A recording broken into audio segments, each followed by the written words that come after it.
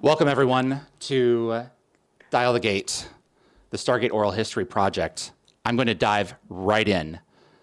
I have a very special guest today who is on a little adventure up in Big Bear, Louis Hello. Ferreira. Hello, sir. Hi. Colonel, How are you? How you doing? I'm very well. How is it out of the freezer and into, wow. Not lovely? You get the You got gold star for the best spot for an interview. And you know Well, what? thank you for indulging me. I think it's my ADHD. So this will help. The walk is good. I haven't done an interview in I can't even tell you how long. So a little walk and talk action will be helpful. I got to So know. thank you. Absolutely. Thank you for being here, Louis. I got to know right off the bat, Yeah. Papa Smurf. Like, Oh, so Elena would call you this repeatedly yeah. around us, and I'm like, I got to know where that started because I grew up on the Smurfs. Yeah. I mean, it's a badge of honor for me because I just talked to actually Jamil today, and the first thing he said, Papa Smurf, and I haven't spoken to him in like 10 years, and I was just like, Ah, oh, again, it was an honor. I think that it came from just the role that I was playing. I yeah. think a little bit of just where I was in my life, and just to have that honor of playing that role and being that person in their lives in a way. And I think it just kind of developed with that, and yeah, I again, every time I hear it, it just brings a smile to my face. So a great honor for me. I want to Look at me. apologize Oh boy, where are you going with this? on behalf of my fandom for the reaction that a lot of my peers had when your show came out. And I it just wasn't right, and I have to apologize for a couple of the actors from the previous show who incentivized the fans to behave that way. That wasn't right either. And I am so vindicated, Louis, by the fact that so many people, I'm told all the time, have watched the show since and they're like, damn, I didn't know any better. And it's like, I know, but welcome to the party because it's 2 great years of television that fits right in to any modern show lineup. Brad and Rob knew what they were doing. They saw ahead, and it may not have been everyone's cup of tea at the time, but it's a hell of a ride.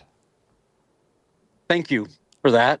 Firstly, I agree with you. Here's my thing. Another Papa Smurf reference was I 4 agreements, and one of them is don't take things personally. So I didn't. I mean, I think that Yeah. anytime you're creating another incarnation of a show, perhaps people are expecting it to be the same kind of show. And to be completely honest, that was one of the things. Certainly, Robert Carlyle and I were excited about that. It was going to be a departure from the first two, which was its own thing, and wonderful and fantastic, and but just a very different type of vibe. And even as an actor, again, Robert and I talking about what we were looking to be a part of was just the idea that we were going to try to depart from that and to try to create something from the ground up. This place, this ship, stuck and starting from scratch. We need air, we need water, we need, and just that. And I don't know, it appealed to us. Uh, Obviously, because again, I think one of the things, if you're doing a show and you're like, well, you're going to be the guy from the first or the second, you're that character. That's been done. So for us, it was an opportunity, and I think my brother from another mother, Robert, and I were thrilled to be part of it. And I do agree with you. I think Robert and Brad wrote and created a concept that it's funny because I knew I was doing this and I haven't seen the show. It's Yeah. been 16 years. I can't believe it's been 16 years. It's like blows my mind. Yeah. But I watched just one scene, and it was a scene where we were on the Destiny, and the entire the cast was there, and I just was like, this. I got a feeling if I was to play it back, that it actually will hold up for Yeah. the reasons that we thought, and I think that Brad and Robert thought Yeah. when they created it. And I got to be honest, again, there's a lot of me that's just like, oh God, how much of it do I remember? I just remember it being one of the most wonderful experiences I personally have had as an actor. And that cast and that group of people, just top to bottom was magic for me personally. But yeah, I playing that scene, I was like, I bet you this show would hold up. And I wish we had a little bit more of the quote unquote fandom that would be now where we'd be looking at the possibility of unfreezing and going 16 years later, here we go, season 3. Because that would be, to me, Exactly. and I know that Brad was thinking about what a great concept that would be, right? I mean, David would just Lynch be did it with phenomenal. Twin Peaks, It's not Yeah. unprecedented. And the fact of the matter is that this ship, That's fantastic. that the fandom is incredible for designing stuff. She was on a mission, and we only began to get an idea of what it was that she was after. And that's something that I want to get into a little bit later. But if we can park the ship for a minute, I want to ask you something separate.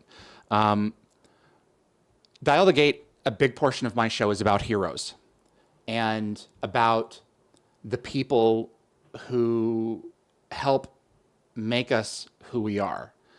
And if you wouldn't mind, I'd like you to tell me about Mr. Allen and what he did to propel you in the direction that you went. Mr. Allen. 12th grade. 12th grade. Sorry? 12th grade. Oh Directed my you in high gosh, school you're plays. talking about Mr. I'm like, Mr. Allen. I'm like, there's no Mr. Allen on the show.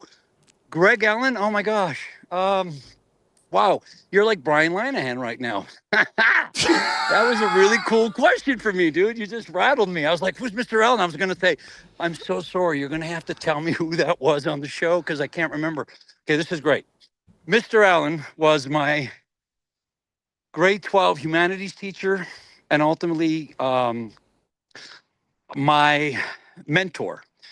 He was also taught, he directed the school plays, the high school plays, and I did Anything Goes, the musical, which was a blast. And especially for me and where I was in my life at that point, he was someone who saw something in me, believed in me, and to the point where when I was 18, I actually moved out of my neighborhood, which I was living with my mom and my younger sister, and it was a subsidized home. And it was basically, welfare subsidized housing.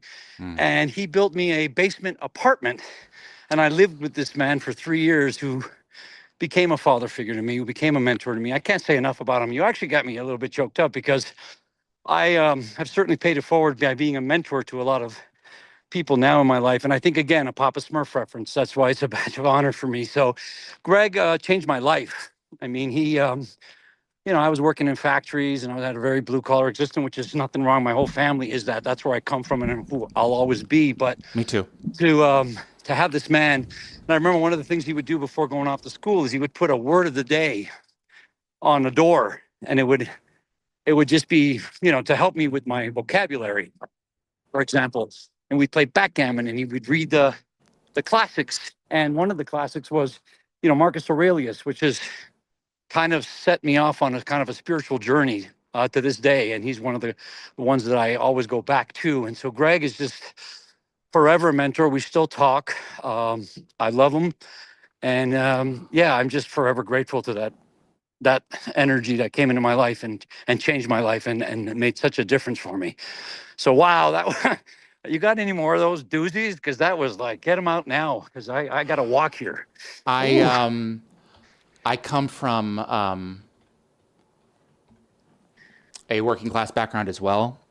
We were very poor when I was really little. My dad got not very poor, but I was always taken care of. And by 10, my dad had a good job once again. He was a Vietnam helicopter pilot.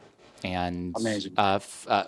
then flew until 2012 when he retired. So I get it. And, I remember Adam Barnard talked with you years ago about the fact that, you know,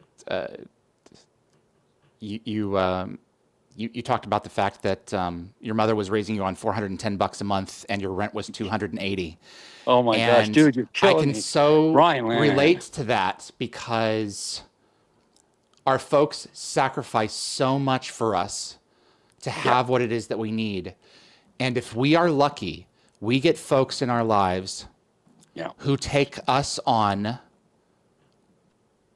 that we don't even deserve. And it sounds like Greg Allen was that person for you, because what's so remarkable about this, it's either by accident, it's got to be just, or coincidence, is that was the role that I'm sure you've done that in real life, but the Louis Ferreira that we know who played Everett Young did that to for so many men and women on that ship. And thank you. Thank you so much. You look at, I mean, when Brian is dying on that planet next to Chloe, and he imagines a world where he is marrying the love of his life, the person he sees as his dad is you. And that, it felt so right watching that as a viewer, because that's who that guy became. And he's stuck out there hanging off the edge of the cosmos with these people. And he's going to do whatever he has to do, even if it means going to toe with frickin' Jack O'Neill to say, this is my ship. This is my crew. And you will not F with us. If we have to go this alone, we will. And there's in hearing your story talking about Mr. Allen, I mean, it only makes the 2 seasons that we got of SGU ring so much more true and real. And I think on a vibration, spiritual, whatever you want to call it, level, I think that we get that as viewers. I think that comes across as something that is truer than anything else in the human experience.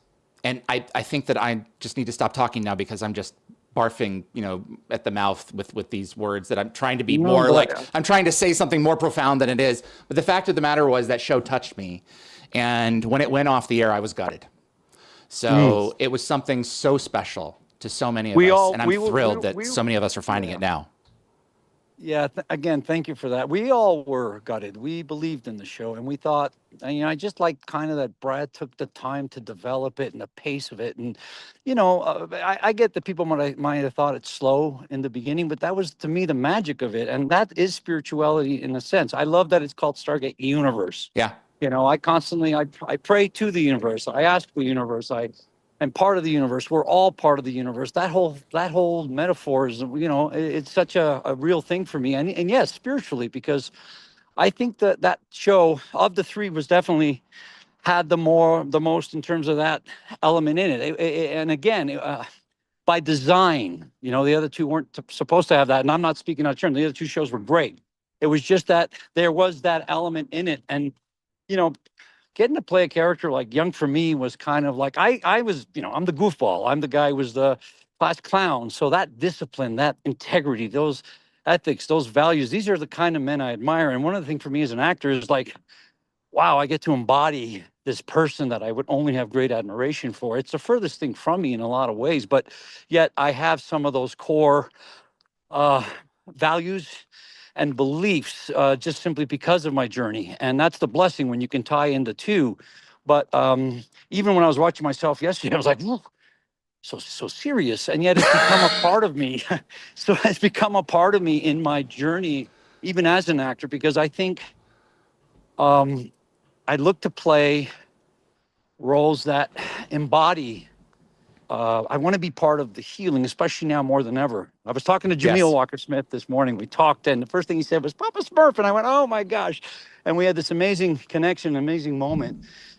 And you know, we spent the time talking about just that connection. And he was speaking to me. He was like, I'm the age you were when we did the show together. And he was 27 when we did the show. I was 43.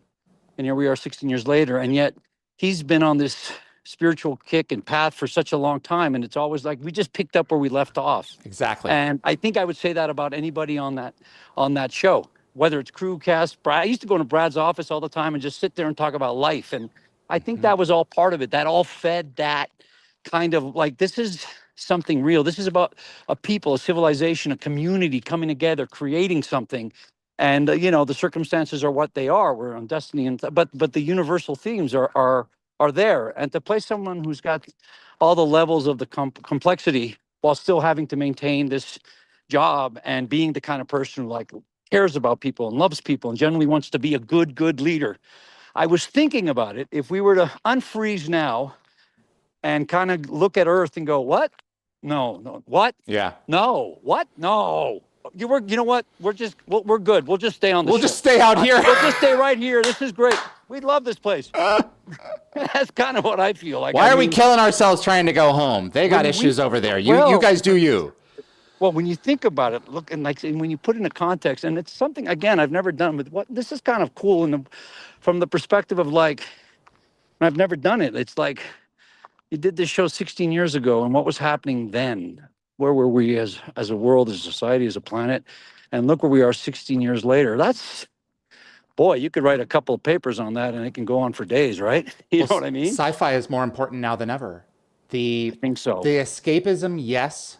But the willingness for audiences to look at themselves in the mirror and say, what do I need to do better tomorrow? The big questions. Yeah. And you guys were willing to play flawed characters who didn't have everything together. You know, the mantra for season 1, these are the wrong people in the wrong place. And Brad revealed to me in an interview that I hope that we can publish one day, is that yes, Young and Rush started off as enemies, but that's not ultimately where I wanted it to go. I wanted them to get to a place where they were partners in whatever this endeavor was, but having earned it through a crucible. And we begin to see that at the bottom of the middle of season 2, when they're getting people out, they're trying to get people back home, and Young goes to him and says, all right, I'm with you on this. How many people do you need?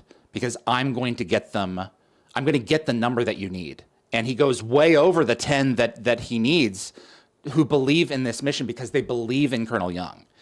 And I'm just getting goosebumps thinking about it, because this is a guy who just a few episodes before was suffering from the fact that he had killed a subordinate to put him out of his pain because he was trapped. And he went down such a spiral that the ship literally stopped in space to basically communicate to him, okay, we're not going any further until you get your shit together. And then by the end of the episode, he begins to accept the fact that, okay, I get to live with this burden for the rest of my life, but these people need me anyway, and I can't lay here in bed and die. I need to get out there and do it. And the moment he does, the ship goes on. And it's like, message received. I mean, even you just sort of, repeating that back to me. I mean, how insane is that in terms of like, and then there's how I would react in real life. You know what I mean? Right. It's just such that strength of character, and that sort of just that ability to just, I also loved one of the things I really resonated with was the sort of the non-apologetic sort of, this is not about you liking me or me. I mean, a lot of times that happens, right? Where you're just like, oh, I've got to make it dynamic and entertaining and all. But it wasn't that. And I remember I give so much props to, I mean, I can't say enough about this cast, but Robert and I really had this, we were the two olders. We were kind of the mom and pop. Yeah. And he was the pop, and Robert would be in his trailer, and then I'd be like, I'd be taking care of the gang, and don't go, Bob, Papa's taking a nap now, and all that kind of stuff. We had sort of that dynamic, but he would always say to me, because I had been coming off some series where faster, louder, funnier, all that thing was just a thing that you did, right? And so once in a while, I would get caught up in the idea of like going, wait a minute, and Robert would go, Lou, just trust and take your time and trust it. And because he goes, I just so appreciated that, because that was so the core of who Young was. Is what wanted, but sometimes Louis would get in there. I mean, I had a whole alter ego on set. I remember I had this Huevos Rancheros character, and so once in a while they thought they would turn around and I would have this paper thin mustache that I would put on, and I would do my hello, it is Huevos Rancheros, and I would do Huevos Rancheros as Young, and it would never work, but it would just, we laughed a lot. You had to have levity. You were in a tin can that was beautifully designed by James C.D. Robbins, but it was a tin can. And by the way, apparently we're still floating in it. And how cool is that for an ending? Like when I think about it, like it's still they're still out there. They're still out there. I love that. And so that's kind of neat on so many levels. But again, I mean, it's just crazy because like when this came up, I was like, oh, I don't really do interviews. It's not really my thing. And to be frank, there's a lot of actors that I like who I'd rather not hear, being interviewed, just because I just, the work for me, it's always been about that. But this was an opportunity to get to meet you. And I know that there's this sort of built-in, a fan base, or that's a weird word for me to even use, but that people have seen the show and know the show. So no apology. And going back to what you said, ever needed. I think that the group of people that found the show and it meant something to them are the group of people that were meant to find the show and have it mean what it meant to them, Exactly. Yeah. And it's going to come to us at a time when we're meant to have it. If I may be so bold as to tie back into that spiritual component there, because I do think that if you want to call it God, or you want to call it whatever you want to call it. I like calling it God for me personally. It's been my, my greatest strength ever. Yeah. The universe is not poorly designed. And when you seek out something that is true, you are going to find something that responds to that. And I think for so many of us, especially since the show aired, SGU was a great reminder of that, and it continues to be so for so many of us, and to the point where one of the big questions about I have to interrupt. Look, Big Bear, little theater. Look, it's cute. It plays. Look, 3 movies. It's Zootopia in there. Village. It's Big Bear Village. It's so adorable here. Yeah. It's so cute. It just feels like, it's all Christmassy. It's the most wonderful time of the year. Hello. How are you? Good. What's your altitude up there? It's like just shy of 8,000 feet. Okay, so it's not that high it's up. It's a little chillier than in Palm Desert when I left this morning. I won't lie to you. Yeah, but it's adorable. I love it. I'm going to walk you down to the lake. You'll love it. Please, we'd love to see it. I love to go for walks. Yeah, take me, Louis. We're doing a little walk and talk. Here we go. Little village, just a little restaurant. Look at the lamppost. It's adorable. How often do you make it up there? Well, when my kids were young and I lived in LA proper, I would come up here just about every other weekend with them because I loved it so much. And it was a great place to feel like we were back home in Canada. Yeah. So it reminds me of that. I think that's the nostalgia for me. So I just like I like to come up here as much as I can for that reason alone. I think it's part of me wanted to have the very first question be, and I know you've done sitcoms before, but why are you not headlining on one? Because everything that I've heard from everybody who has ever had the privilege of working with you is that you make them laugh themselves sick. And then you see, he knows what I'm talking about. And the fact that you have this individual who had so much weighing down his past to the point where they put him on an outpost that's sitting on he's basically they're sitting on a Stargate that's connected to a giant stick of dynamite. That's very different from the type of man that I'm getting to know now, who's just, check this out. What I'm trying to ask is this something that you seek out in characters, to find something that is very different from who it is that you are and who you like to be? Or is acting it? from, yeah, sorry. Yeah, Forgive go me, ahead. sorry. No, please No, go you ahead. go ahead. Go ahead, finish. No, Or is you it? weren't Is done. it just that these are the roles that come to you when they come to you? I think there's truth in what you just said. But if I was to design, I would look at it from the perspective of almost like a bucket list, if you will.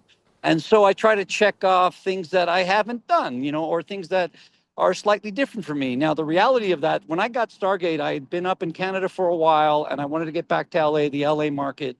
And I got full custody of my son, and I was like, okay, we're going back to LA. And I Right. think it was like 2 months later, we got Stargate Universe, and okay, we're back to Canada, which was wonderful. But again, I think I had done a couple of episodes of Sci-Fi, but this was different. I mean, I was going to be the captain of a ship, the Yeah. colonel of a ship. I mean, you got to understand, there's always a part of Louis that kind of can't believe that,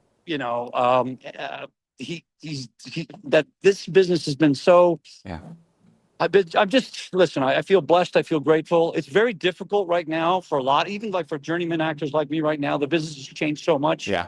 But in those days where you were going into rooms and competing, and the best actor, you still had an opportunity to win the role, all of that stuff. That's what happened with this. And so it was a blessing in every way. And then I got to also take my son up and raise him in Vancouver, which for me ideally was preferred to LA, just Yeah. because of just the way I viewed LA and et cetera. Oh, But, Vancouver's beautiful.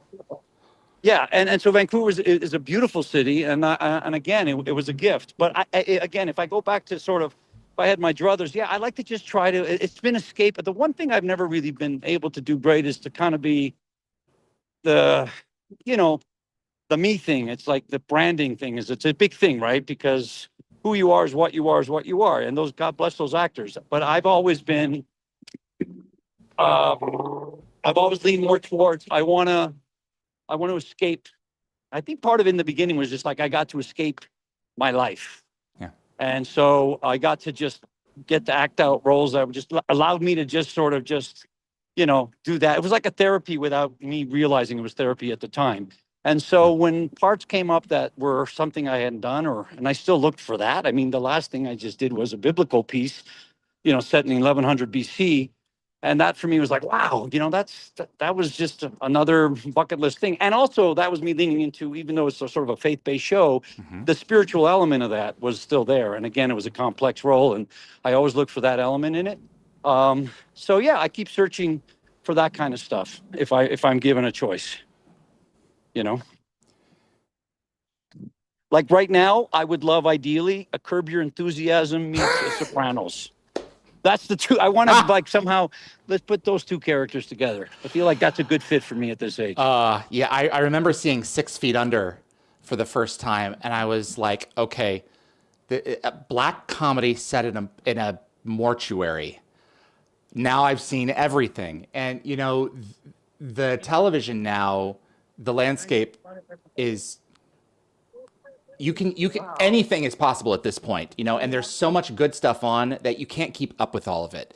So we are blessed today in terms of modern TV, giving us so many wonderful niche things, especially as genre fans, which we are in this in following this show, and you can pretty much do whatever you want. The question is, is there going to be an audience for it? So it's really cool.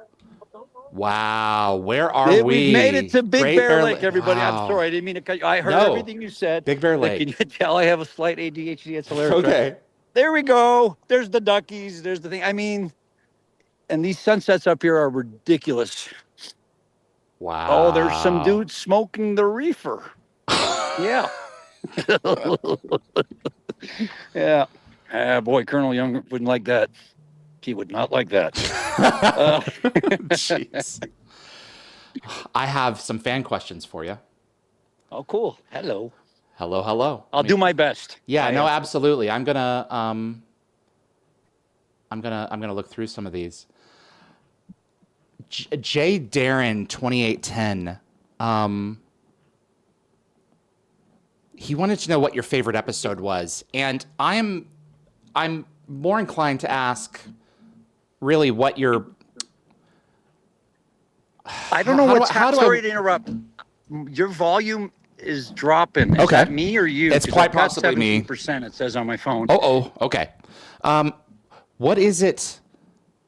What do you remember as a highlight of the show in terms of the stuff that you got to do on it? The pilot? Was the pilot it? Oh no, I thought that's what I'm asking. I'm having a hard time hearing you now. I'm sorry. I apologize. What was an aspect of the show that you loved to film? Like, was it earlier in the show? Was it later? Was it when they turned you old? The whole show.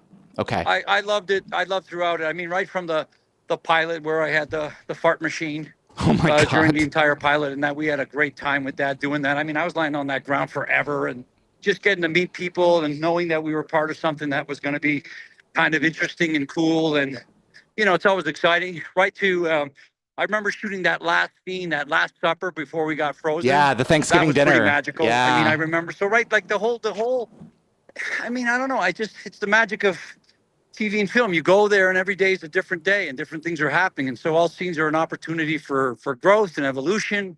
And that's the gift of it. That's the gift of this job. Yeah. So I feel like I'm like that crazy uncle who doesn't know how to use I'm like, hello, are you there? Hello? No, this is great. This is great, Louis. What was it like getting to work with Brad again on Travelers?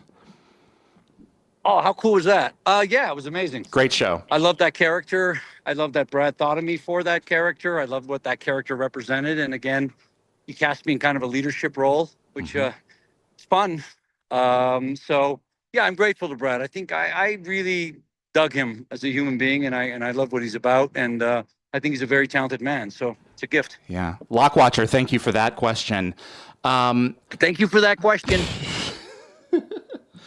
Plachu wanted to know, what are the most, is there anything that you learned from your peers, or that something that you got to take away with you from your experience with your peers in Stargate universe that you carry with you to this day? I mean, Ming Na, for crying out loud, David Blue, Elena Huffman, you had these amazing co-stars.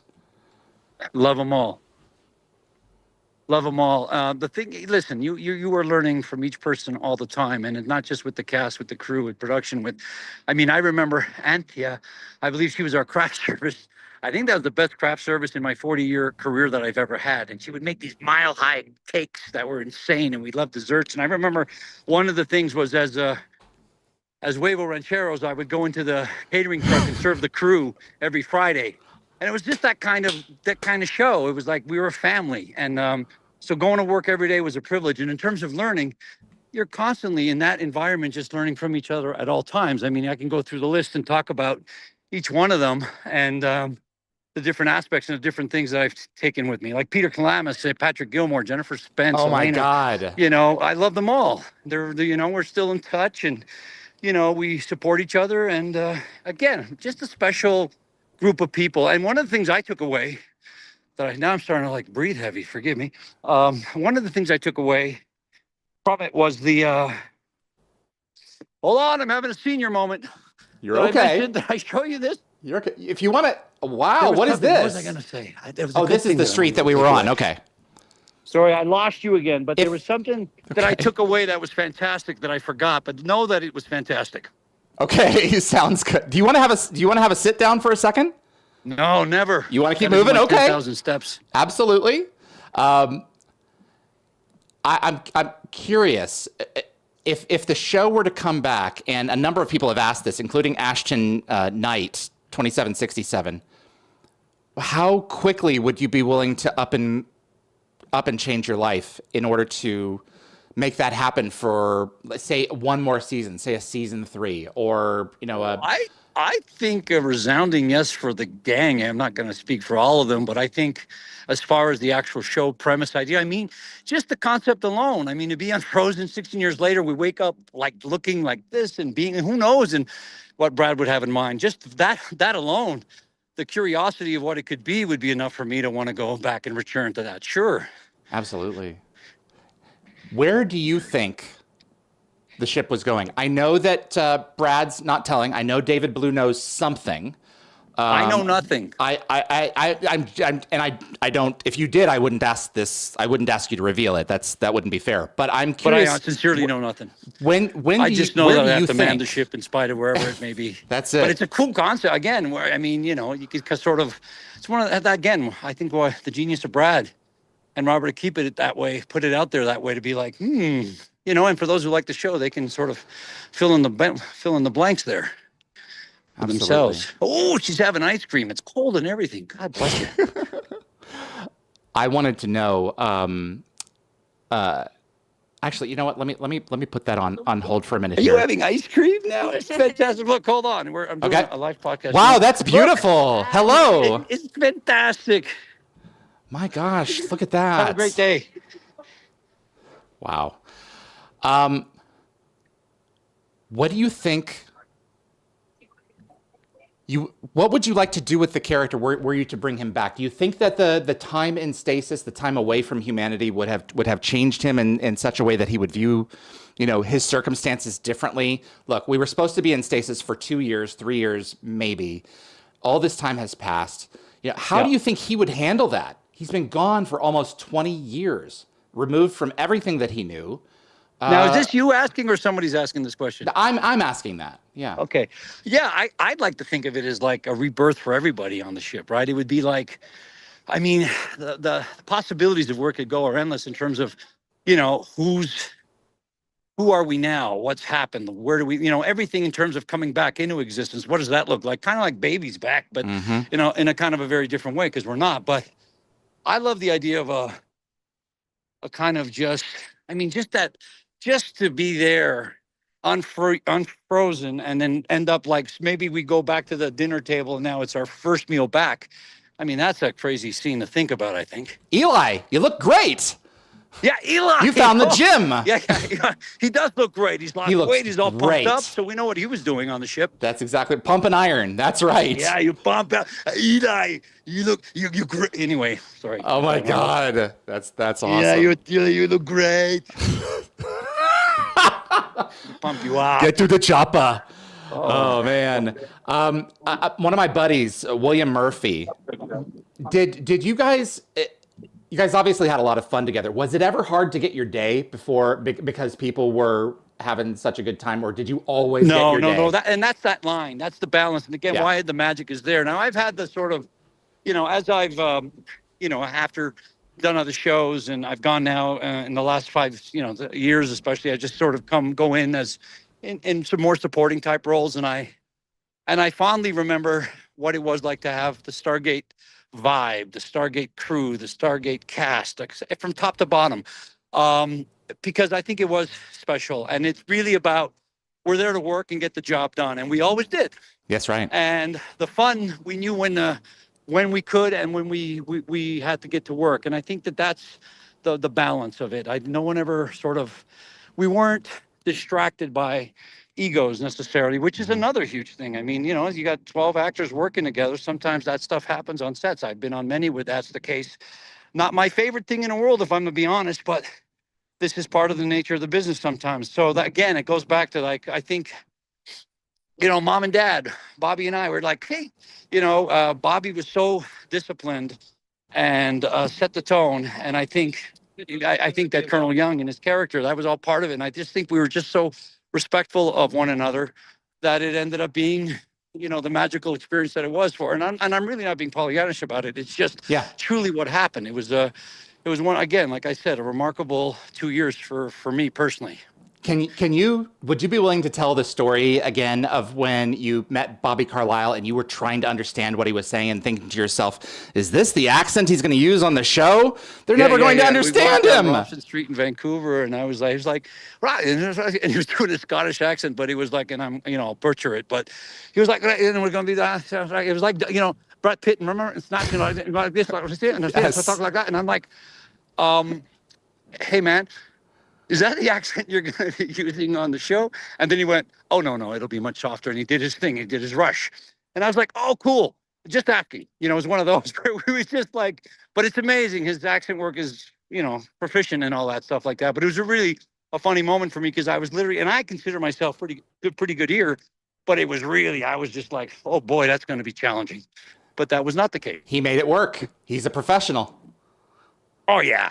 Absolutely. Yeah, it was just, again, my God, the farting machine and the pilot. I mean, the silliness of it all, and we had such great directors coming and going, and it just, again, I can't say enough about it, but I'll tell you a funny story. So I had my dogs with me in a trailer, and I used to run them around the Bridge Studios. Yeah. And there was this one time, and I'd have a walkie, so if they ever needed me back on set, I turn around, get there in time, never late. It's my thing. I remember one of the ADs, we called him 21. I believe we called him 21 because he was a young 21, Chad. And he would always call me and say, hey, we need you. So this one time, I'm in the golf cart. My golden doodle, Charlie Parker, takes a big poop. Oh, no. And then I get the call. Hey, we need you right now. And I'm like, oh, no. And then I'm like, I don't have a bag.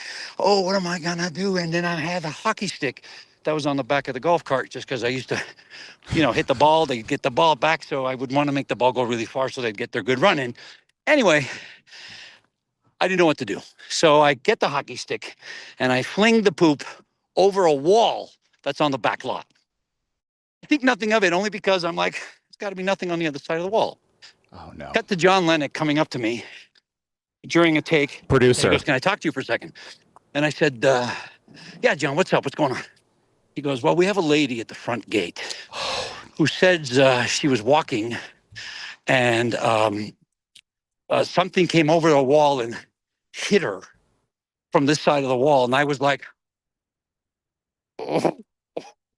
Yeah. See, and I mean, you can imagine how horrible I felt, how horrified You couldn't I have was. known. You couldn't have known. I couldn't have known, but again, It was a mistake. It was a mistake. I mean, what are the odds, like, in terms of, like, at she's walking slow motion, and then the whole thing was just bizarre. And that's probably my most embarrassing moment I've ever had in my 40 years. So, I mean, I went up, apologized, took care of dry cleaning, all of that stuff. I did right by her, but I was just like Mortified. kind of a funny story, maybe. I don't know. Yeah. I would hope that she would laugh about that now, but it's like, oh my. At the time, still not funny. Crap. No. I was just Literally. I was horrified. Yeah. And, I'm like, still working. And so it was one of those things where I was just like, yeah, I'm just sharing my, embarrassing, vulnerable story. Yeah, and the producer comes over and well, you know what? I appreciate you for being willing to share that, because we've all been in situations like that where we've screwed up. And it's like, oh boy, Here we go. Yeah. So yeah, that was not my proudest moment for sure. What's the power out on your phone? How much battery do you have? Does it sound better? No, it sounds fine. I just want to make sure that you're not going to die on me. Hold on, I got to tell you how much power I got. I don't think I have much more. I wanted to double check. Oh, 1%. I'm going to die. What do I do? Louis, if we've got to let you go, we got to let you go. So no, but I'll be home in like 7 minutes. Okay. Or I guess these things just run. I can call you back if you'd like. Yeah, if it dies, William, Jacob, if you guys are in the chat, if you can meet me in the Zoom feed, please come on in, guys, and we'll hang out and we'll let Louis walk back. Louis, I'm going to give you a break. So I'll take that break. I appreciate you. If you're I can call you back in like 10, 15 minutes. You can call me back whenever the heck you want. So there's a lot. 10, 15 minutes. There's a lot to mull over here. So, and I have something for you. So I do want to give that to you on air. So okay, yeah, no, let me call you back. I apologize. I thought I had be my guest. It's all good. Absolutely. You finish your walk and you give us a ring. Okay, sir. Thank you so much. All right, guys, please come on in and save me, William and Jacob. I know you guys are out there. Come on in, because you guys are the big SGU fans here. So why is that blinking that way? Just a second.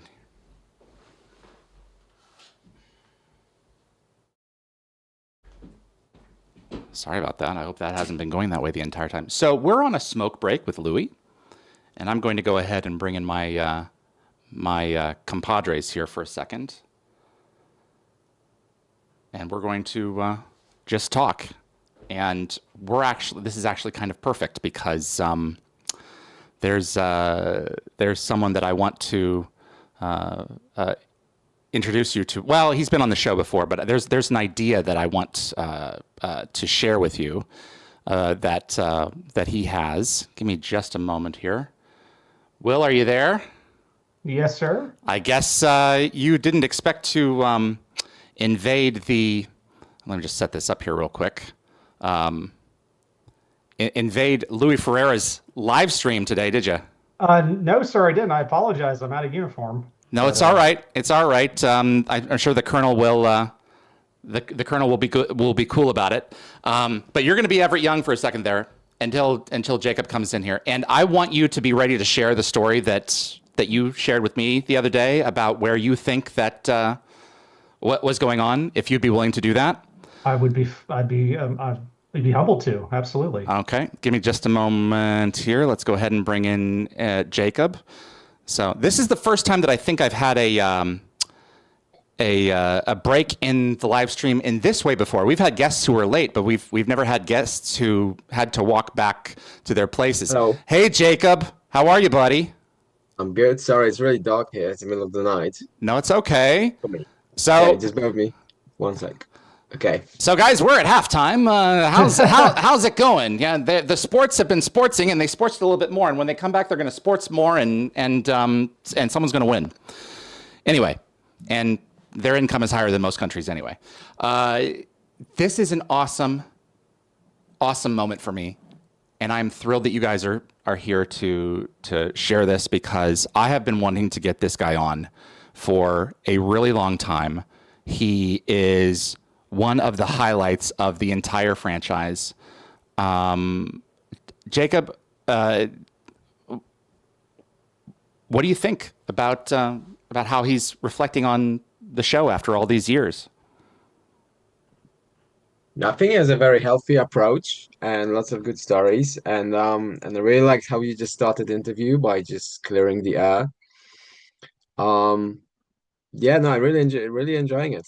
So Okay. hopefully he's gonna come back and tell us much more. Absolutely. I wasn't sure how long we were going to have him for, and it's like, well, His reception's great considering he's just walking outside. exactly right. Definitely. So, Will, I know that you were actually on Skype with me when he called, and we managed to actually secure him for Dial the Gate, and I was over the moon.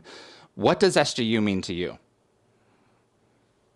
I like a lot of others had the pleasure of growing up in a way with Stargate. And everyone kind of has that feeling, especially if you've been a fan of the whole franchise. But for me, that show landed, as I was transitioning into that phase of adulthood, going into early 30s, late 20s, early 30s, where you start to confront a lot of aspects of a real hard life, loved ones, starting to, and everyone's got, other, emergent things throughout their lives, but as a more of an average now, people aging, moving on, some of the friends you've known through high school, can have some, premature, departures from your lives, um, and the show from a tonal perspective hit at this just perfect moment in my life where we transitioned from into this aspect of the franchise where it was really starting to hit some real hard questions on a real solid basis, and I needed it is the only way I could put it. You said it best. You were talking just a little while ago where science fiction in its highest state will force you to take a look at yourself in a mirror. I think so. And it's kind of like that, one of my favorite episodes, SGU Human, where Rush, reconfronts Gloria's death, and how he buried himself in the Icarus Project to not Yeah. deal with it. And she has this line that says, I know you love me, you don't have to take it out on everyone else. Wow, that's right. And I remember that hit me like a ton of bricks, because I'm guilty of that. I have been guilty of that, like the same behaviors. Speaking between you, me, Jakub, and several hundred of my closest friends. I'll just lay it out there. I've fallen into anger cycles before. Just because I couldn't cope with something else going on, And stuff like moments like that. That's just one of a dozen of SGU. Just slap me hard in the face. But seeing those characters develop in such a meaningful and slow way, and you were talking with Louis about that as well, is where they took the time to give us such meaningful change of characters. It's not, not to slight Atlantis Universe or SG1 at all, but it was more or less really great people already becoming super great, almost perfect people. They had a lot But of learning. They had a lot of growing up to do. yes, yes, And there's SG1 and Atlantis were SG1 in particular was very much it was the Stargate version of the right stuff. And good analogy. like the creators of that show said, we wanted these people to be heroes. And with SGU, I think they wanted to start them at a different point along their paths. Yeah. And tonally, it was a shift. It was still Stargate. The humor was buried a little bit more. You didn't have the energy of an O'Neill or a Shepard or a McKay. Mm-hmm. But it was there, and these were people who were growing into being the heroes that ship needed, to the point where if it wasn't getting what it wanted out of them, like I said before, it would just stop and hang in space and be like, okay, I'm just going to chill here. Jakub? Someone just about what you said like a minute ago. Someone said in the chat earlier that unlike SG1 and SGA, SGU started with the characters already in the middle of their lives, in the middle of their problems, And in their relationships with each other. and relationship with each other. Yeah, so and it was much more grounded as a show. And I like what you said, William, how your angle at it, that I think it's true for all three shows or any other show, is that we watch these things in the past and at different moments in our lives, and we all find those different stories reflecting our own experience. So that's what makes Stargate great, because it's a huge franchise, full of great characters, great stories, and all of us can find a lot of relatable stuff in it. It doesn't have to be the same thing every single time. I think we're so No. terrified about losing what it is that we love in the next iteration of the thing, because for whatever reason, especially in the American mindset, we value novelty above almost anything else. And if something new comes out, it's like, well, that thing now exists, so it must have replaced the thing that comes before. And so it's just tainted everything. It's like, it hasn't. I think you're thinking of it wrong if you think of it that way. These are things There's place that for both. I think so too. I think Star Trek Prodigy is a great example of that, where you have ostensibly a kids' television series, a Nickelodeon series, a series that has no business, all things being equal, being on Nickelodeon. It's an extraordinary television show for 2 seasons. And I look at SG1, Atlantis, and Universe as different flavors of ice cream. But it's still ice cream. You've still got that gate. And it's still the storytelling vehicle that perpetuates things forward. And speaking of that, Will, you were willing to tell me where you think that Destiny was going the other day. And I haven't been able to get this out of my head. And we had this conversation right when I learned that Louis was going to be on the show. So I want you to pitch it, what you have felt is going on, like you did to me then. Yeah. So I've kind of fleshed this out, over the years, but He's a nuclear engineer, by the way, so he knows some things.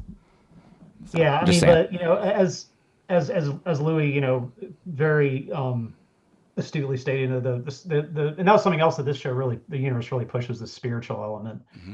The notion of the meaning at a universal level, and even from the get-go touching on the almost like Star Trek Deep Space Nine a little bit with the religious beliefs of the characters. But anyways, so for me, thinking about everything from just a practical production to what would be a satisfying answer to such a monumental question. It's almost one of those television questions that is it if you do go all the way and say, oh yeah, there's just some big floating white robed guy at the end of this tunnel, it's always going to be underwhelming. It's always going to fall flat. So I was, I've been pondering for years, what would make sense? Where are the breadcrumbs that Brad obviously left from, in my opinion, the very first episode, and with some physics built in. So where I've arrived is that, in my opinion, the notion of destiny, as the ancients call it, the destiny of all things, is extremely accurately named. Destiny itself is the trigger, the tipping point that triggers the Big Bang. The ship is following heterogeneous, so basically not uniform. The cosmic microwave background is not uniform across the entire universe. That's hot, greater and lesser densities. So Destiny is following this breadcrumb trail that's getting denser and denser. As the seed ships are picking that up and relaying it back to help plot the course. So they're not traveling in a straight line toward an outer edge. That's not how the universe works anyway. It's more like an expanding balloon, and they're traversing the surface of it. So they're chasing these breadcrumbs that are becoming greater and greater. That, as Rush said, once had genuine complexity, genuine coherence, I believe was the phrase he used. But ultimately, I believe that was going to lead to a singularity or some kind of temporal rift. Insert technobabble here, that would permit Destiny to go back to the moment of the beginning of time. And one of the puzzles to this day in physics, in modern physics, is something called the matter-antimatter symmetry problem. You hear about matter-antimatter in Star Trek. Yeah. But one of the greatest, just kind of stupid questions in cosmology is why are we a universe of matter? Why did matter win? Why wasn't matter and antimatter created? Because when you create, like in pair production, which is a form of gamma ray interaction with matter, when pair production occurs and a gamma ray strikes a particle in the right way and creates an electron, it creates an anti-electron immediately. Why didn't that symmetry exist at the Big Bang and then immediately consume itself? Well, that's because Destiny, being made of baryonic matter, as in matter, tipped the scale. That was the answer to the cosmic microwave, to the asymmetry problem. And then the signal itself, in my opinion, is nothing less than Eli's documentary. I think that towards the end they would have picked it up and got enough of it to start recompiling it. It would have been great climactic moment where the staticky thing or whatever, and it would have been Camille saying just let her know my last thoughts were of her, or Riley saying the moment I saw the Stargate I knew I was going to die out here somewhere. Just one of those moments. So let me get this straight. They would just blow in their own heads, The ancients, millions of years ago, hundreds of thousands of years ago, pick up a signal buried in the fabric of creation, written and edited by a 25-year-old MIT dropout with too much time on his hands. That's about sums up the read, in my opinion. I think that's the only answer that would have made sense, and it wouldn't have just been some disappointing, they're super ancients or super descended beings or God or whatever. It's a total predestination closed loop thing, and it is almost, in my opinion, what Brad and all them did with Novus. As far as reiterating that it's about the journey, not the destination. Rush's quest to change things, right the wrongs, all the stuff that he put it. It's at the end of the day, they would have realized that's immaterial. They everything led them to this moment, to this growth that they had, and I felt like there was going to be probably some big adventure around it. Maybe some other antagonist was going to try to beat Destiny to the punch, thinking that, because again, the Lucian Alliance lore about whoever controls Destiny will eventually command some great power. There could be some, like Anubis level threat that says, oh, if I can get to the beginning of space-time, I can change the universe at its foundations, and do whatever I want. But Destiny, the crew's ultimate outcome would have been, no, we're not going to change a darn thing. And just start the cycle anew, be that seed. And maybe some of them ascend, or not, or they could have done anything like that, because obviously there's no greater shedding of your burdens than being willing to fly into creation, to start the founding of the cosmos. But what greater purpose is there to existence than that? Yeah, exactly. I dare you to come up with one. Yeah, so that's my humble theory. Jakub, is he crazy? No, I was just thinking, how can I top that? because my idea is much simpler. What do you think it is? But it's great. It's great. What do I think? I think they get to whatever the center of the universe it physically is, and there are some beings involved in it, but basically, just it's a very simple concept. Basically, it will take them back to Earth, back where they started. But something will happen along the way. They will experience something. Maybe it's the sum of the whole journey. Basically, the ending of the show is gonna be hopeful and positive because that's what Oh yeah, this franchise is about. that's And true. even though the universe was much darker, it has to it would have had to end on a positive and hopeful note. And they would have, and those characters, on behalf of the whole humanity, I guess, they would have learned something. We would have learned something about ourselves, and it would be hopeful. And like, and that's us basically walking towards the sunset. The pain that we endure as individuals and as a species cannot be for nothing. That's right. It's one of my issues with the end of Game of Thrones. That just doesn't make sense. Okay, so we followed this princess through her trials for 8 seasons. Watched her raise a family of creatures that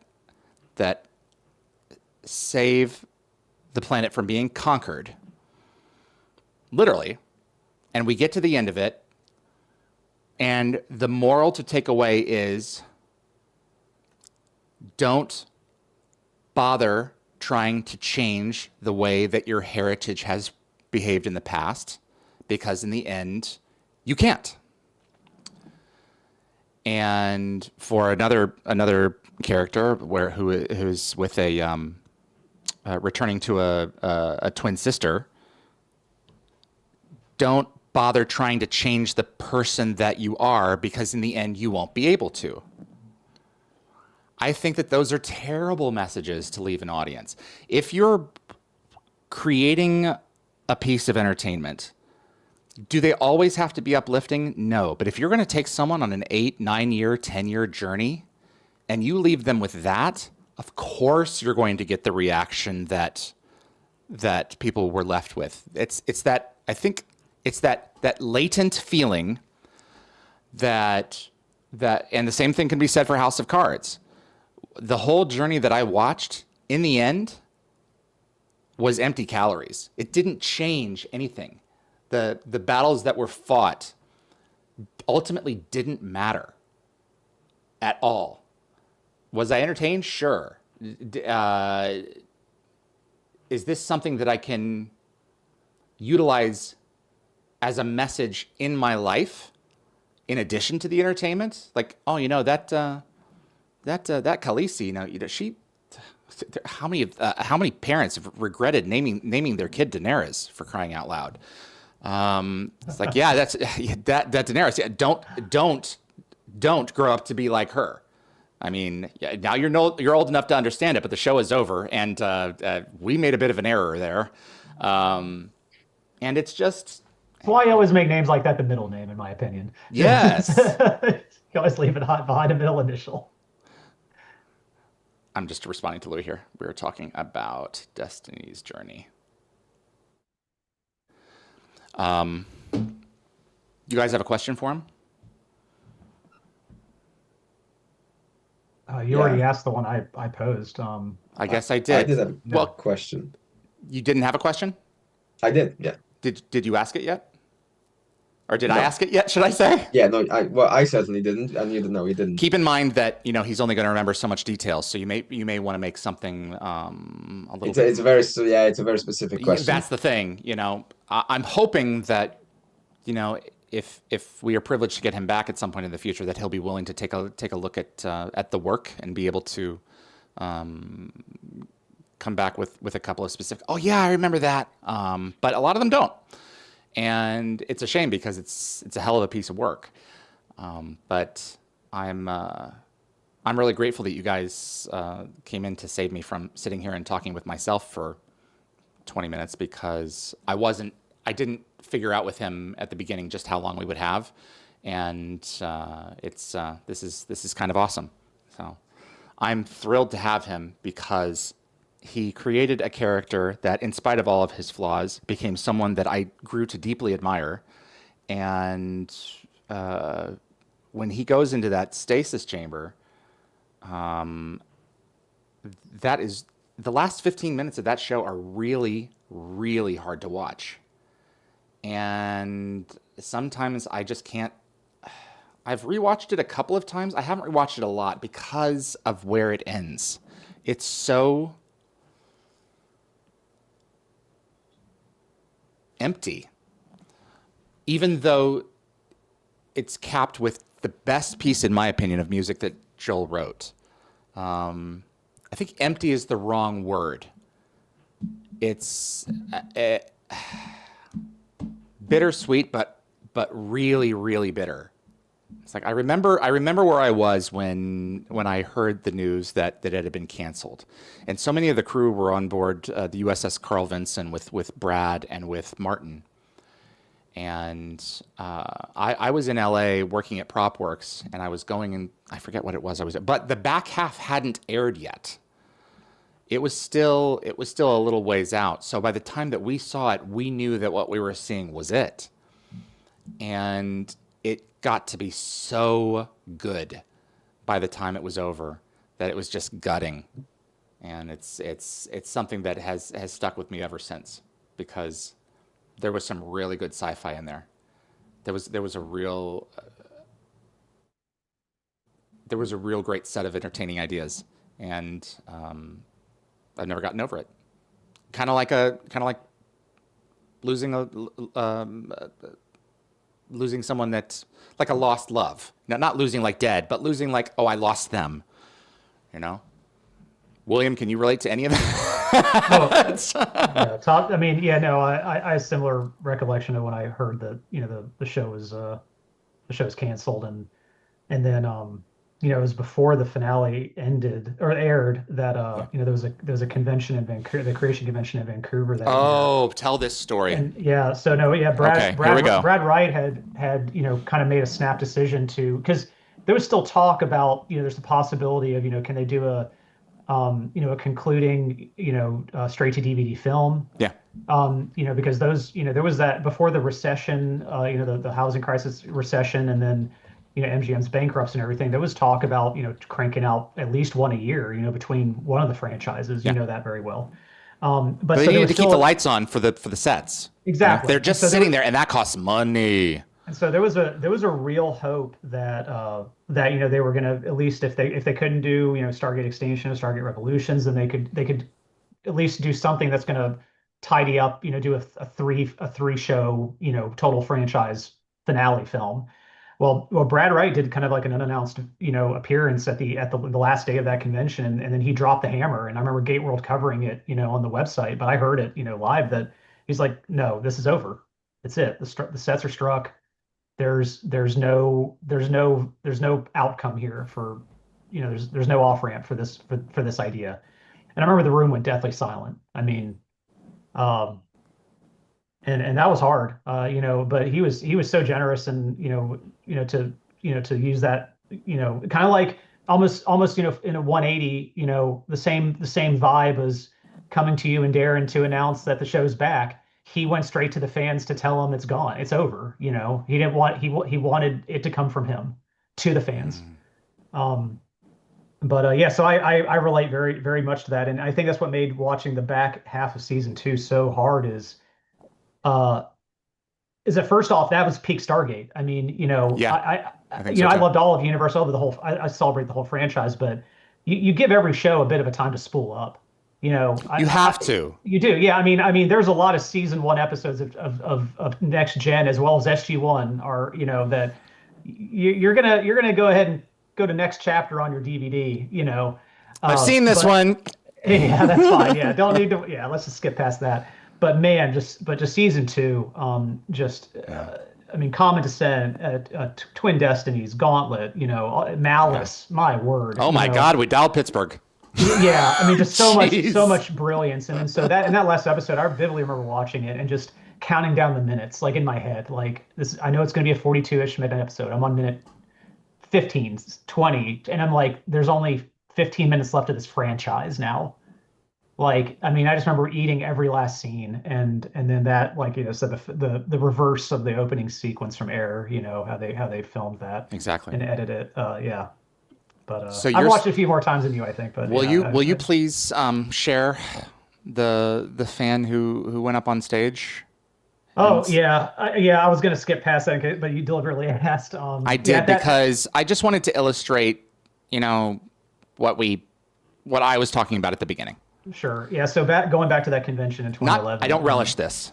Yeah. So let's Brad, rip the Band-Aid off. Let's do it. Yeah. So Brad, he went up there and he laid it out, and like I said, it was pretty much a hush quiet in the room. But he said, "Now, it's a great convention. Let's still celebrate what we have. Let's do a Q&A. Anything you want to ask about anything."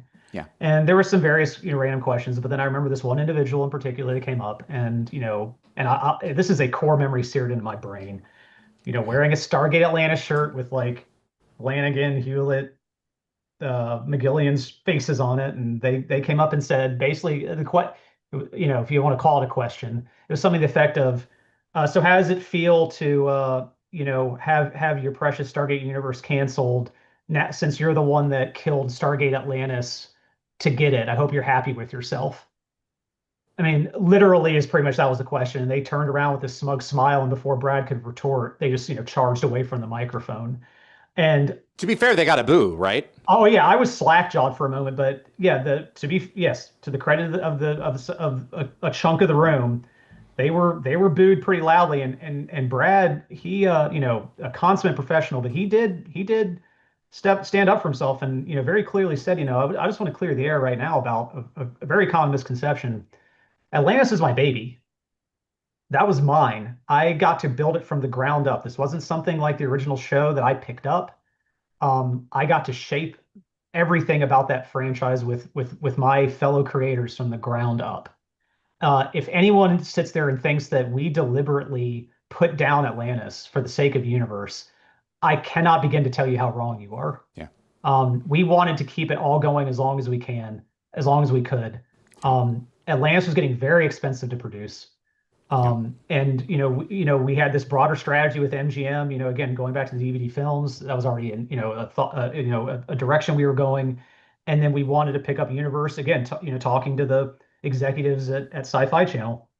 And, a lot of things happened. We talked about it, didn't work out, but don't sit there and say that, that just, and it's still a misconception that I think people in this chat will still have to this day. I see it on Reddit all the time. People still say they canceled Atlantis for Universe. That's just not true. And MGM was going through bankruptcy. Yeah. Like Sci-Fi called about the possibility of renewing the show, and there was no one to pick up the phone in LA. There was so much that needed to happen that couldn't. And within the past 2 weeks, it's been the brightest light at the end of the darkest tunnel. That's very overdramatic. We're talking about a TV show here, but you get what I'm saying. The franchise has life brought into it again. Name your series right now. Name your franchise where they're saying, you know what, they could really use to put this one away for a little bit, let it lie fallow and let it rest. This one is ready to jump out of bed and go into a sprint, because this fandom has been patiently waiting. I can't tell you how many folks have reached out to me over the past week and a half who I haven't heard from in a while, who are like, you know what, I'm still a fan. I'm ready to jump back on board. I've been away. There were a couple of us who kept the lights on for sure, and kind of we're in each other's orbit. But I think that there's going to be a lot of folks who are going to return to it.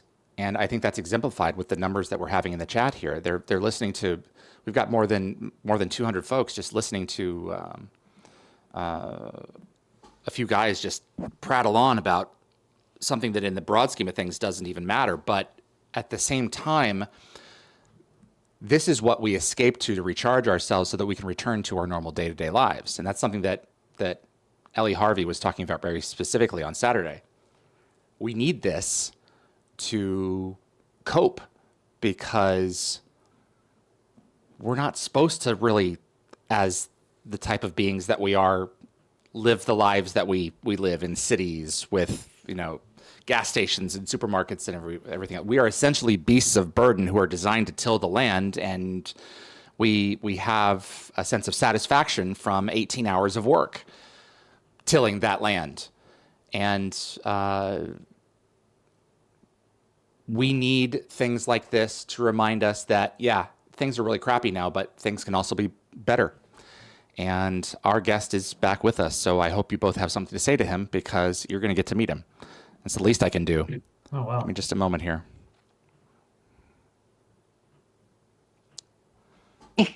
Oh my gosh, as I live and breathe. I'm sorry about that. That took a little longer than I thought. Is this the right way? Wrong way?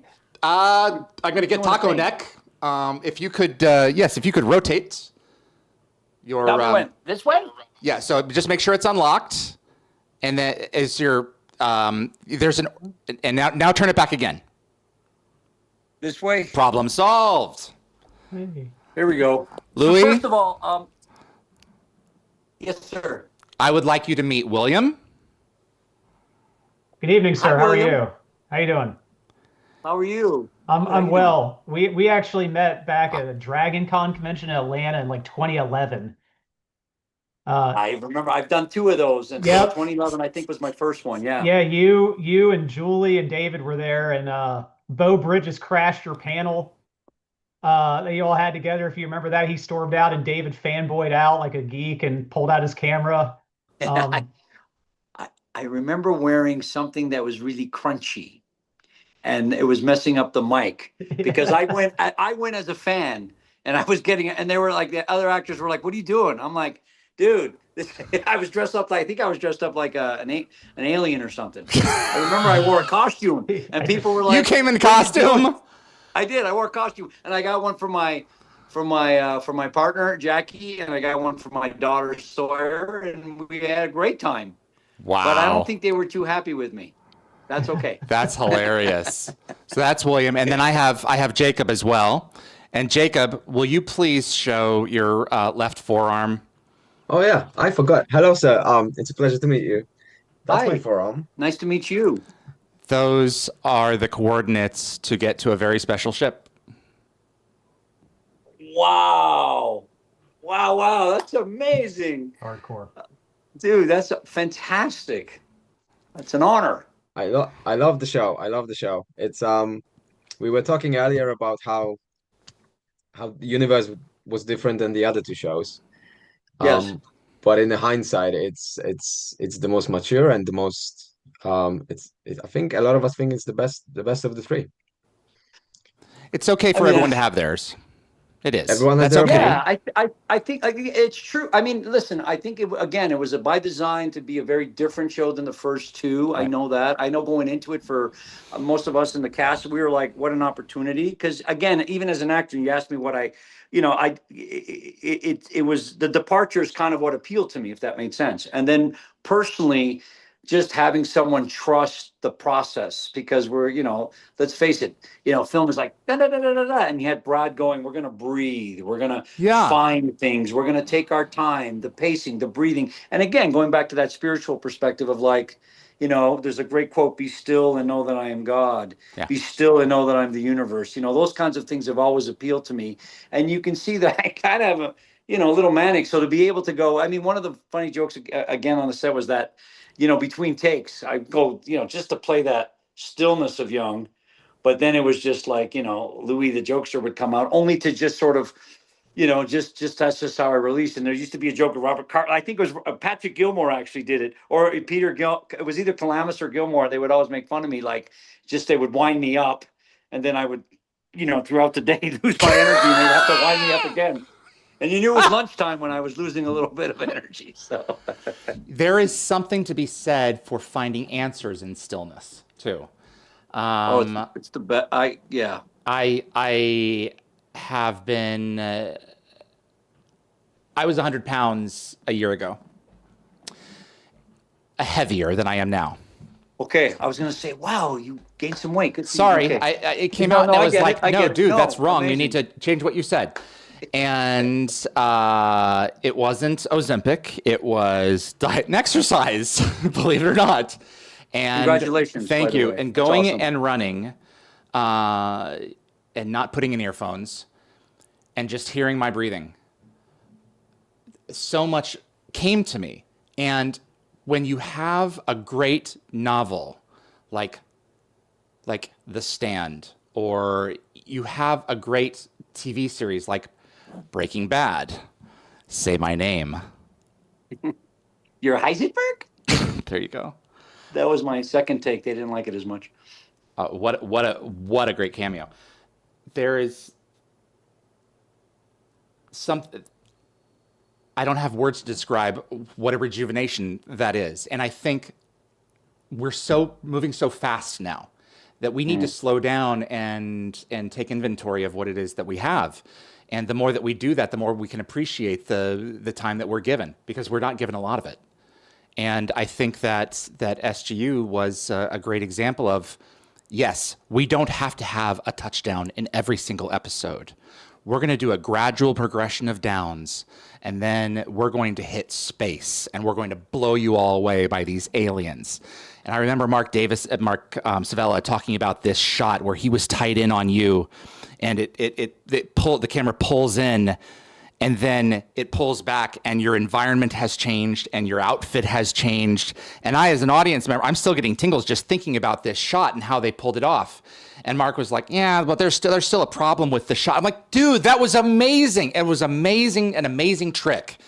And it's little things like that SGU gave us that were so cool. Dude, you got to send me that. That sounds amazing. I'm whitelisted now. I can pull up the shot. There's so much about this show that was awesome. And Jakub, I didn't get to ask your question. While I'm doing that, can you ask your or at least ask Louis a question? Yes, I can. Thank you. My question is it's about specific episodes. Called Trial and Error. I'll do my best. No worries. This is the one where the ship decides to stop until you figure your crap out. Okay. Yeah, my question was about what was your process, your preparation, or maybe inspiration for that performance? Because it's one of my favorites. Let's make it a little bit more episodes. general. Can we make it a little bit more general? Like, who did you reflect from your own life in terms of pumping into this character? This stiff upper lip, I've got a job to do. I'm here to do it. Am I the person that they asked for? No, but I'm going to do this job. Who did you look to for inspiration to create that role? Sorry, Jakub. Is that all right? Good. Was there anyone specific? Is that the right vibe, Jakub? Yeah? Yeah. Is that what David's saying? Yeah. I know this guy like the back of my hand. I appreciate that. I was just making sure we were all on the same page. I feel like for me, it's never necessarily one person or I think just again, when I go even back to the Marcus Aurelius and I read ethics and I read, words like discipline, integrity, and sometimes when I even just some of the training people that I've along the way have met with, that they have that sort of just the steadfastness, that center, that these are men that I admire, really is what it comes to. Mm-hmm. I always try to go, I get to play someone, imagine yourself as this person that could possibly impact a group of people with his ability to stay centered in who he was in his belief system. I have only admiration for people like that, people who are consistent in their, as you were talking about just now in terms of, I remember my grade 7 teacher, Miss DeMartle, she wrote on a blackboard, and this is still why I probably don't do social media to this day. I just always have felt this way, that she wrote, there will come a day where technology will surpass humanity.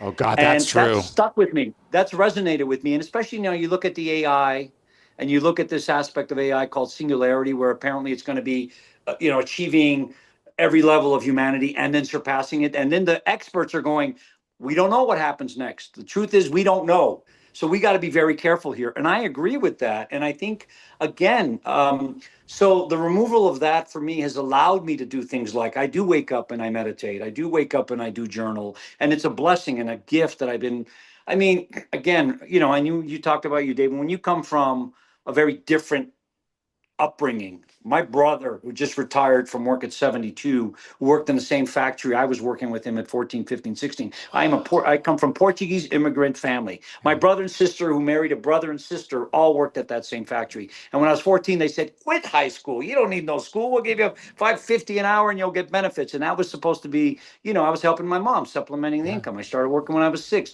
So, but those kinds of values don't come from experience. And so when I get an opportunity to play, there's something about just embodying someone that you in your own personal life would like to be. Like when I read the 4 Agreements, and I remember for a long time I would give anyone I would meet that was kind of on a spiritual kick, that was the book I would give them. I said, you got to read this. It's such a great basis. It's such a great, you know, thesis. And so I would say, read this book. It'll touch you. It'll inspire. And it always did. And so those values I could bring to Young, that kind of stuff where you're like, he was there, and the discipline in him to want to, you know, get these people home and care about these people in his own way, but knowing that he had this weight on his shoulders. And don't forget, he had his personal problems going on at home. Oh God. And what was that beat? And what was that beat with Telford? You know what I mean? That was not a good moment. Yeah. That I remember. No, yeah. At least it was it was mind control at least. So there was like these two were friends, and all of a sudden he's banging his ex-wife, and David. you know, there's things going on. This guy was, yeah. I didn't like that scene. I mean, it was funny. I'm making a joke about it, but it was kind of funny. I was just like, bizarre, right? But again, and Lou Diamond Phillips and Anna, Great actor, and just again, Anna, so many wonderful people. Just the privilege of it all. But going back to the original question, where it was that I think I drew a lot of it from just people along in my life that I had met that possessed those particular characteristics, and I just kind of leaned into it. I knew it wasn't. I think Colonel Young didn't crack a smile till like episode 18 or something, and that was by design. I wanted it to be like, you know, and that's why we were upset laughing. We had to, but there was, again, it wasn't about, you didn't have to like me as Young. I wasn't looking for, there were no tricks. There's not me like, I know how to be charming as an actor and I can make you all like, it was more like, hey, this is the real guy for me, and this guy is in a real situation, and by playing it that way, I just think it gave it a lot more credibility for me, and something that, again, like I say, it's one of the greatest experience that I've had personally, for not just the work itself, but for the experience as a whole. Who we were a family, and not just the entire group from, again, and that is something that doesn't happen, and especially now more than ever with the technology impacting.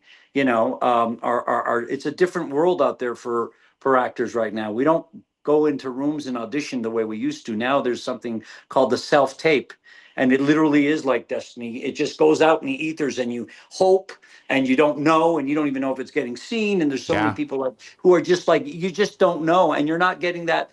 I'm meeting you as well. I want to know if I want to spend my time with you. It's a two-way street, right? And so you're not getting that aspect. Let me communicate and back and forth. Let's get to know each other. You know, this is like, as soon as you get on a set, it's spending time with the family, and that's important. This is your time. It's valuable. And so I always had that thing going. And now you're like, can we get feedback? Oh, we don't do that anymore. I'm like, can I get a note? Because I used to love, you know, doing an A take and a Z take and then showing them I'm an actor and I can, you know, all that stuff. And I think a lot of actors feel that way. But right now, there are a lot of brothers and sisters, actors, who are hurting because it's very challenging because the industry has changed so much. And again, the technology part of it is a big part of it. You know, I think we're moving so fast that we're just forgetting fundamentals. And I think that's ultimately what we're going to have to get back to. And I think we need people doing that. And so again, when you go, let's reboot, you know, Stargate universe, it would be great if these people came back and they could make a difference, because they're still stuck in that time just before it kind of fell off the cliff, if that, just to use a metaphor, you know? Well, yeah, I mean, that's when we first did our first episode back after having announced that Stargate had returned, one of the things that I did was I had Jakub and I think Anthony pull a screenshot from SGU season 1, and it's a screenshot of Eli using the iPhone 1 to take pictures of the team working a problem. And you can attribute a lot of the frustration of our modern society to that kind of technology. And I think it's exemplary that that's the last time that we saw those people. And I think that Eli would have a lot to say about the transformation ever since, in particular because he was the stand-in for the audience. And he really was. He was the heart and soul of the audience who was there to say the nerdy thing or the awkward thing on our behalf. You know, it's like we're all thinking that, oh, Eli's going to go there. You know, I mean, he loved Eli. I mean, and it was the thing. And I think both Rush and Young knew that he was smarter than anyone else on that ship, and that's why he was utilized and chosen. And it was such a great character, and David played it so beautifully. And I completely agree with you. I mean, that's kind of a really interesting, fact to sort of process. Yeah. You know, if you think about it, wow, that alone is worth a look into something. You know, absolutely. Can you do me a favor and tilt your camera up just a little bit? Can you? There we go. Speaking of what we spoke, that was funny. That's funny. It's just such a Luigi thing. That's Luigi in a nutshell. I apologize. Luigi, that's right. That's what he said. So I think this is exemplary of the family aspect of it. We had camera operator Ryan Purcell on Saturday. Love Ryan. He was awesome, and he had nothing but good things to say about you and of that cast. And the fact that I texted you and said that he said hello and you knew exactly who he was, those people were so... The below-the-line workers, they're hard to get on the show. This is not what they do. They do not get in front of the camera. They stay behind it. And... They're the show. They are the show. Without them, there is no show. There's no show. True. I consider myself a below-the-line actor, and that's always gotten me not in trouble sometimes, only from the perspective of like, I really just, like I said, I'm a blue-collar dude who works, and I love showrunners, and I love, and I've been blessed with doing, the 15 series that I've had, and I've worked with some of the greatest people, but I'm the guy who's in, I'm just at home with, I understand that people are there 80, 90 hours. The creatives are just doing their thing, and they're, and that's another thing. For me, it's always been about, I like acting. I like to act, and I like to go home and be with the people that I love, and I live that life. I have so much respect for what the above the liners have to do and the amount of work. Like when you look at, like, I've had the blessings of working with the Stephen Bochcos and the Vince Gilligans and the Gary David Goldbergs, all of these amazing, amazing people. And it's just a whole other world that I really can't connect with. I admire it so much. But going on to a set, you're going to find me in the background tent, hanging out and atmosphere and, hanging out, playing games, shooting hoops, and being that guy, and then focusing on the acting, which is the gift. Absolutely. Gift. And some of the most talented people were a part of that process. And Mark Savella and his team, I'm trying to remember the director for Space. Can one of you boys look that up for me? Was it Felix? Was it Felix? Let me see here. I'd love to just get one answer right. Was it Helen Shaver? I don't think it was Helen Shaver. Was it Peter DeLuise? Was it Robert Cooper? Andy Makita. Hey! So let's show this shot. Andy Makita and his team pulled this off. A baboon. Oh my God. What a baboon. That's what every time. Check this. What a baboon. Check this out. So this is from Space, and to this day, I find this amazing. We're about to see. Can you see it? This is like one of those real talk shows. No, I can't see anything. Uh-oh. It's very exciting. Oh, can you? What are you looking at, Louis? I see you and all those fantastic things in the background, including the Stargate, and then I just see me in the top right. Oh, I apologize. I'm not broadcasting this portion of it. Give me just a moment here. You are on the YouTube stream, David.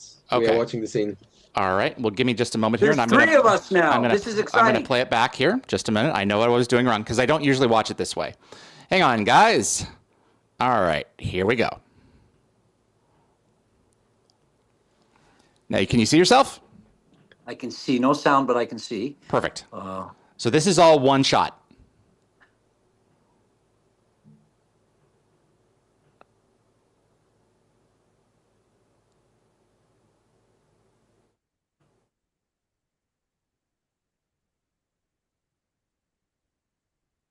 Your environment has changed, and what you're wearing has changed.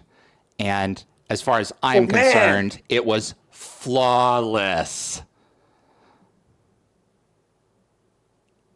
I haven't aged a day. But that's magic, you know? Dude, that's cool. Thank you for sharing that, man. That's wild. I don't. It's just insane. The artistry, the lighting Yeah, changes. that's really, I mean. And this set is actually the hallways, the corridors of Stargate Command. And they have, this alien environment has been put over the front of them. And that's how that was pulled off. But just the folks who made this show were just brilliant. That's pretty cool. Yeah. That's really cool. Thanks for sharing that. That's neat. Yeah, again, I see it and that just brings a smile to my face, as serious as it all is. It just was just like, such a good time for all of us. Frederick, or not Frederick, I apologize. William, do you have anything more to ask Louis before we wrap? Can I say this, David? When Please, we sir. were talking, I hope that the last 15 minutes I could barely hear. So I was hoping I was answering the questions correctly when people were seeing the inside of my ear. Okay, because it was like I'm so low I could barely hear it. I apologize for that. Yeah, that's no, that's on me. You are all good. William, do you have anything that I don't want to abuse Mr. Ferreira's time? No, not at all. I just really want to piggyback on Jacob's question. Not getting into specifics, but sir, you mentioned tapping into such noble historical figures and noble individuals from your life, to bring that gravitas to certain characters, specifically young. The episode that Jacob mentioned was the complete opposite. It was Everett had gone past his breaking point. Yep. Everything with Emily had fallen apart. The death of Sergeant Riley. by Young's own hands. The death of TJ's child. That's right. That everything just snapped. So I guess, and I don't want to speak for Jacob, but I'm personally curious as a follow-up to that is to portray a character with such an extreme level of vulnerability. I'm not gonna say it's easy to play nobility, but I think as an actor it'd be even harder to show that broken back. So what how do you prepare for something like that, or just such a vulnerable moment like that lasted the whole episode for that matter? Yeah, I appreciate that question. I think for me, it's interesting. When I started acting, because of the sort of broken childhood, that I was celebrated a lot in my earlier career for playing those kind of tortured artist kind of characters. It was given to me as as the opportunities through the profession, as I had this father who just sort of took away a child, and not to be too serious, but it ended up being those kinds of characters were kind of just easy for me to lean in, if that makes sense. So I was like every bad guy, psychopath. I was just so. As just as sort of a metaphor to use, I just watched Eddie Murphy's documentary on Netflix, and I look at him now with his 10 children, with his wife, the evolution of him, and you think back at Raw when he was that nasty, and I just seen the growth in him and his ability to be who he was, this mega star, and with everything at his hand, just know that he was going to avoid certain pitfalls because he spiritually understood certain things about who he wanted to be and the kind of person he wanted to be. So my life has been, and I think so many of us have been always fighting those demons that can easily come up for me. So that's been the spiritual work. There's actually a great book called Acting from a Spiritual Perspective that I've adopted, and I've actually done book clubs with and stuff like that, because I'm about, so often it's easy to like, hey, do that thing you do where you're tortured and you're broken. And we see how so many stories end for these wonderful, brilliant actors and stuff. And that's something that consciously, I think the wiring, that complex wiring is something that I've always had within me because whatever reason, and I've always felt that, but my choice is to lean towards the spiritual side. Help me, because I believe in that. I believe in love. I believe in light. I believe in kindness. I believe in empathy. I believe in forgiveness. And these are the qualities I want to have in my life. And that darkness is something that I always felt very comfortable, and it's kind of the easier stuff for me to lean to onto as an actor. So what you're saying is when I had to, so the nobility thing for me, in fact, is more challenging for that reason, if that makes sense, because it's in fact who I want to be. Does that make sense? So it's a process. And so where I was at that age doing that show, I was probably closer to being able to connect to that darker side of me. Now, 17 years later, it probably would be Right. slightly more challenging for that reason, but it would be different. It would just have a different tone to it. And I think that's the beauty of it all. I think that's the gift again of this profession, where you can use wherever you're at and put those things into your characters and your work, if that makes sense.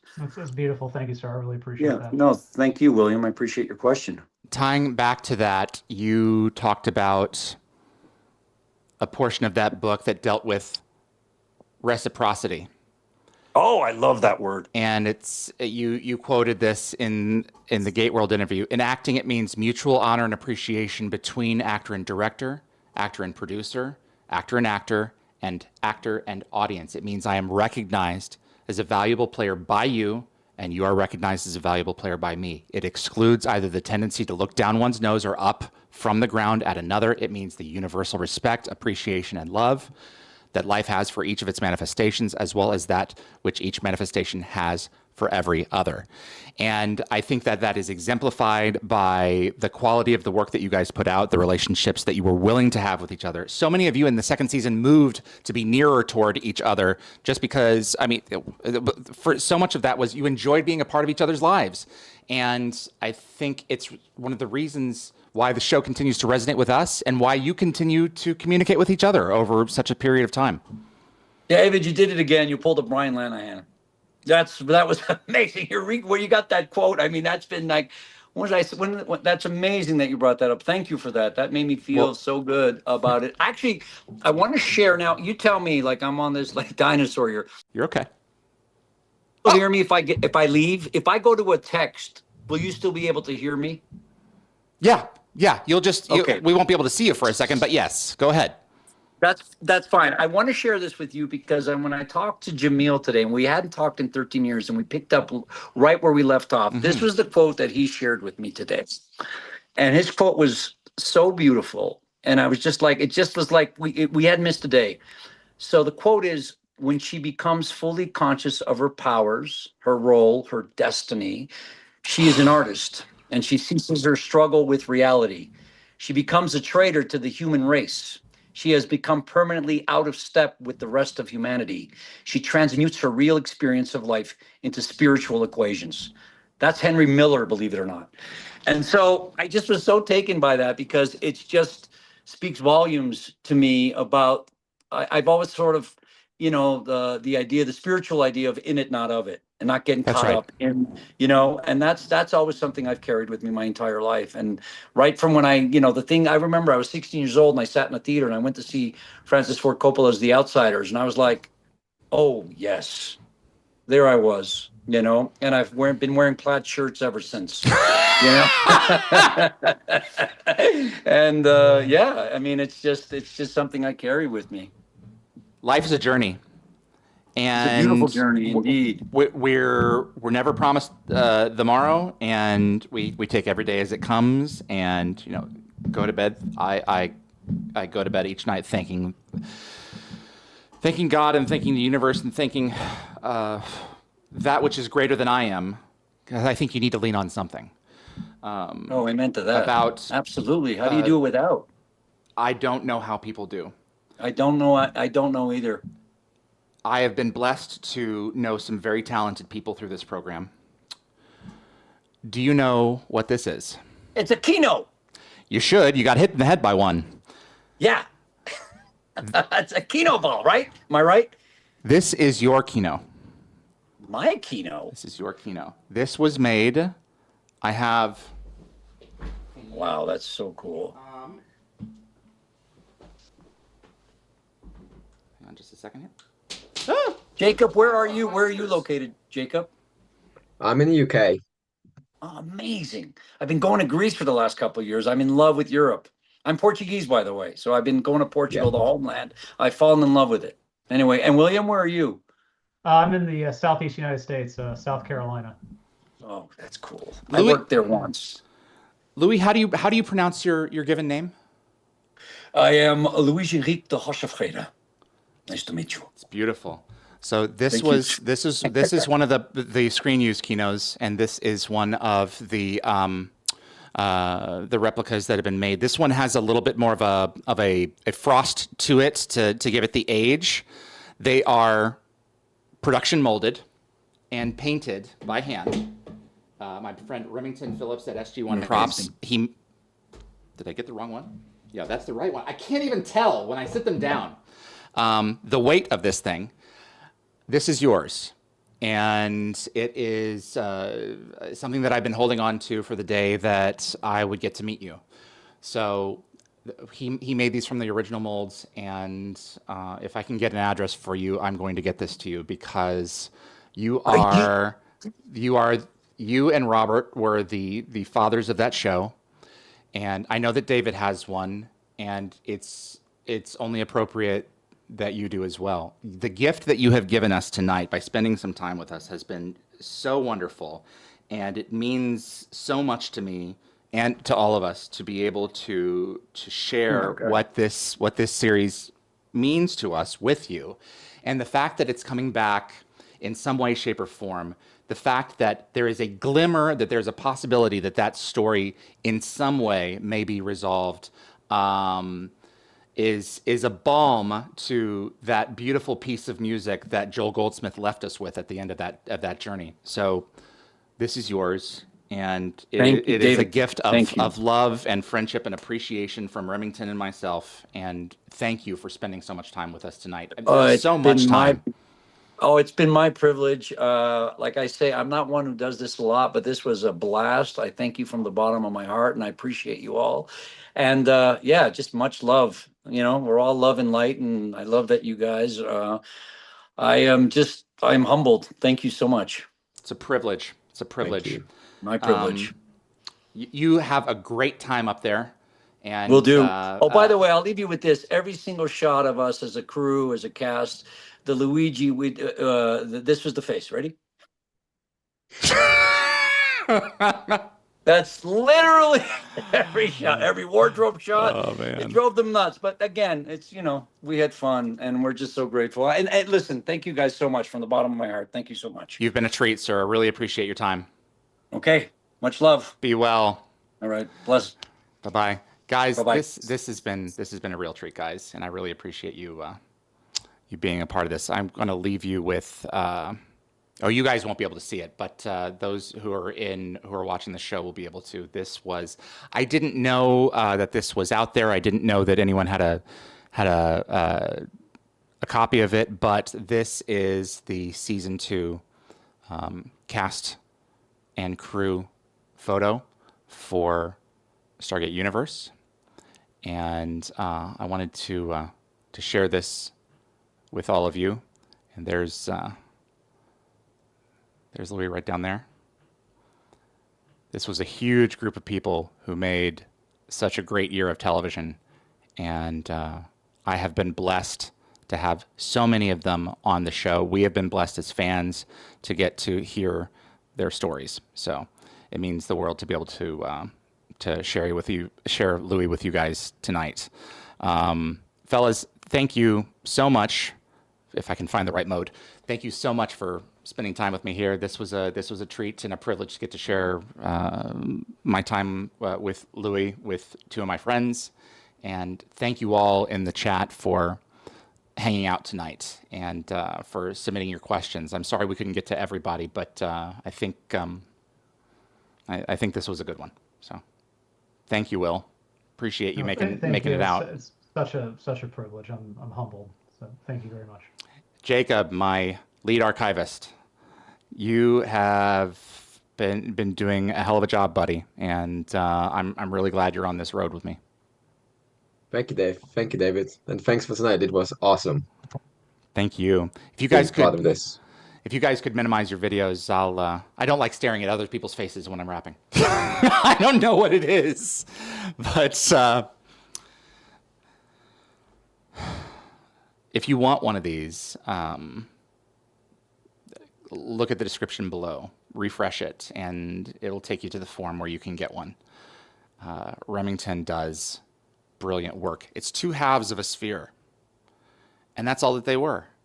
And it's circles upon, like spheres inside of spheres inside of spheres. And it was one of the coolest things I think that James C.D. Robbins devised for the franchise. And Remington is making those available. So if you want one, get one. My name is David Reed. You're watching the Stargate Oral History Project. If you enjoyed this episode, and God help you if you're in it for 2 hours and you didn't, please click that like button. It does make a difference with the show and will continue to help us grow our audience. And consider reaching out to a Stargate friend and sharing this with them as well. And if you want to get notified about future episodes, click subscribe. And if you click the bell icon, it will notify you the moment a new video drops, and you'll get my notifications of any last-minute guest changes. And clips from this episode will be released over the course of the next few weeks, or sooner, on both the Dial the Gate and gateworld.net YouTube channels.